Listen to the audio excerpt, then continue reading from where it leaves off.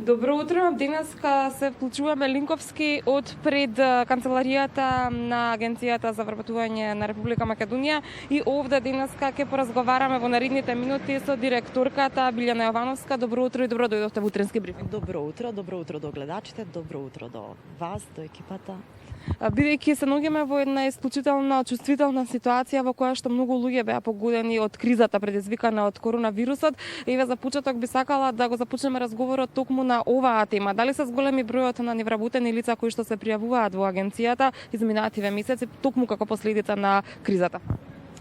Вкупната бројка на невработени периодот март-мај бележи зголемување од некаде околу 12.000 ново евидентирани невработени лица. Агенцијата за вработување и владата преку сет мерки, активни мерки и политики поддржува нови вработувања, поддржа задржување на вработените на работните места, финансиска поддршка за невработените лица и во континуитет сето тоа се реализира и очигледно е дека дава резултати. Споменавте 12.000 бројка, дали е ова значителен скок во споредба со остатокот од годината? Дали бележи еден скок кој што е за изненадување на сите? Со оглед на тоа што станува збор за една ситуација каде што е во рамките во целиот свет како еден проблем кој што каде што невработеноста или зголемувањето на невработеноста се јавува, сметам дека во нашата држава ние со оваа бројка кажуваме дека одлично се справуваме со моменталната ситуација, односно со последиците кои што би ги предизвикала пандемијата, односно се направија низа напори, се донесоа уредби, одлуки со кои што максимално се изборивме за задржување на работните места и отварање на нови работни места. Така би сакала и околу оние одлуки на владата со кои што се одлучи да им се помогне на лицата кои што станаа без работа, меѓутоа под одредени услови. Еден од условите е лицата да бидат постојани баратели, односно редовни баратели на работа. Дали имаше можност за трансформација? Оние кои што не биле редовни баратели на работа, односно се пријавувале на 6 месеци, дали се зголеми кај нив трансмисија, односно дали тие почнаа да се пријавуваат на секој месец? Владата превзема активните баратели на работа, односно согласно законот невработените лица, се опфатени со оваа уредба. Ние како Агенција за вработување нашата обврска ја исполнивме, односно списокот согласно уредбата го доставивме до Управата за јавни приходи, која што понатаму ги проверува останатите критериуми и услови. Јас ги известувам и невработените лица дека по филтрирање на сите услови согласно уредбата, истите немаат потреба да одат во институциите и да аплицираат, туку на веб страната која што е наменета за овој проект, ќе можат да се евидентираат и потоа таа платежна картица да ја добијат преку банката на домашна адреса или да ја подигнат во некоја од банките. Во делот на активните и пасивните баратели на работа, секогаш има можност граѓанинот да се префрли од една категорија во друга, со тоа што префрлањето знае да биде и во текот на изминатиот период и сега со цел остварување на одредени да кажам бенефити кои што ги нуди државата како за аплицирање за некоја од активните мерки. Доколку на едно младо невработено лице кое што било пасивен барател на работа, сега во моментов е атрактивна обуката за напредни IT вештини, имаме оглас, постои можност младото лице од пасивен барател на работа да премине во активен и да се вклучи во таа мерка.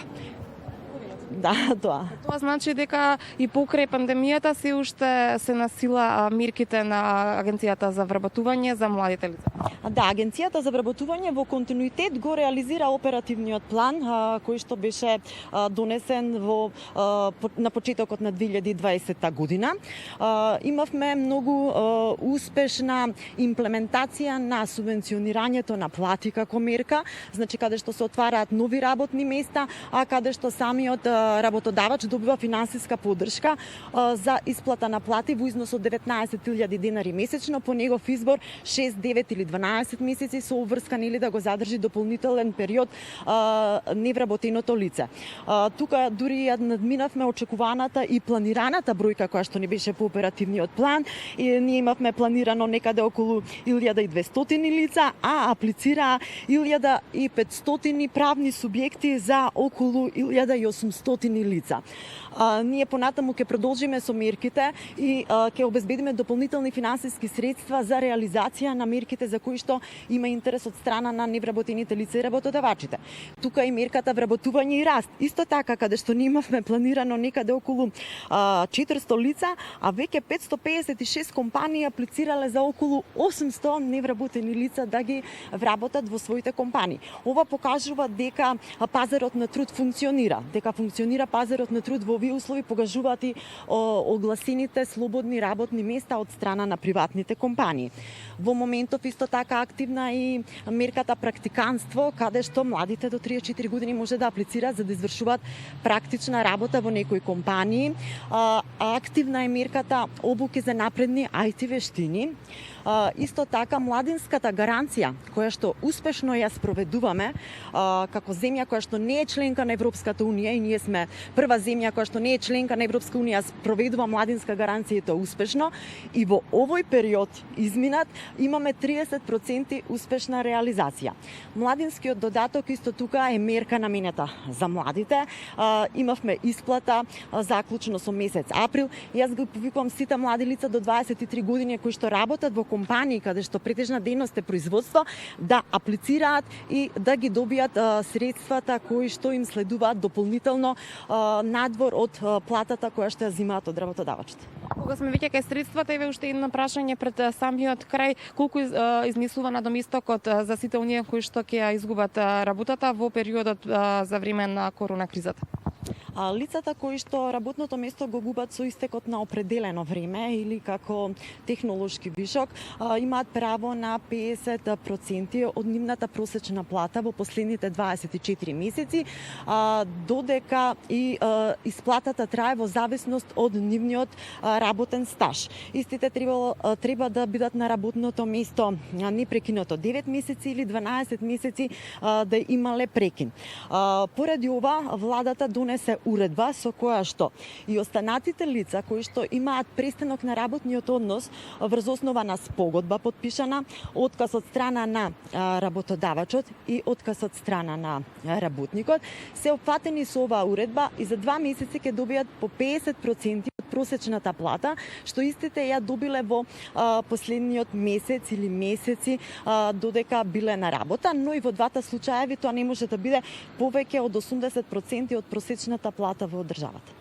Пошто се пресметува дали ќе биде 80% од просечната плата во државата или ќе бидат 50% или тоа се однесува само на нивната плата? Се однесува на нивната просечна плата во последните 24 месеци согласно Законот за вработување и осигурување во случај на невработеност, за согласно уредбата за невработените лица кои што по основ на спогодба или отказ останале без работа, последните плати ќе бидат основа за пресметка на 50% од просечната плата на нивната плата. Директорке, дали се запознаени граѓаните со оваа мерка, дали ја користат? Да, ја користат граѓаните, ги користат сите мерки. Ние максимално се трудиме да бидат запознати. Ги запознаваме преку медиумите, преку вас ви благодарам за поддршката.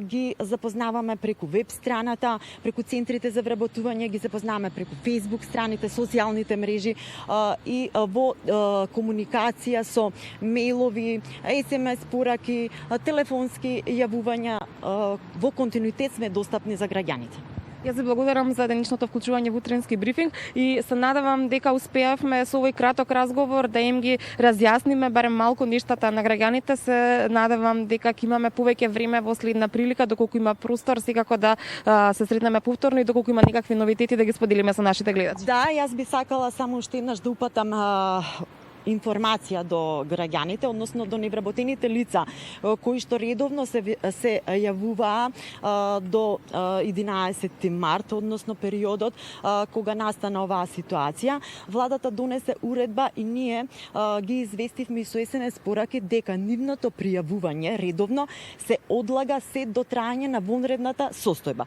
Што значи тие се уште немаат обврска да доаѓаат редовно да се пријавуваат. Ние воопшто не ги бришеме, не ги санкционираме, напротив, системски го оправдуваме сето тоа. По завршување на вонредната состојба, тие ќе имаат рок од најмалку 30 дена за да се јават повторно и за истото ќе добијат СМС порака на нивните контакт телефони оставени во агенцијата, се со цел да не се прави гужви, за да можеме доследно да ги спроведеме и почитуваме мерките и препораките на здравствената организација, односно на здравствените работници и на Министерството за здравство, односно на владата. Значи ги известувам дека ќе бидат информирани јавно кога да дојдат повторно да се пријават, односно да отпочнеме со редовното пријавување и ќе добијат СМС пораки. Сите останати кои што прв пат се евидентираат, односно кои што сакаат да учествуваат во активните мерки или кои што останале без работа, а сакаат да остварат право, центрите за вработување работат, се разбира, со странки. Согласно препораките, заштитни маски, 2 метри растојание и слично. Благодарам, Иве, тоа беше уште една корисна информација која што за малку ќе ја пропуштавме. Ви благодарам. Имајте убав ден.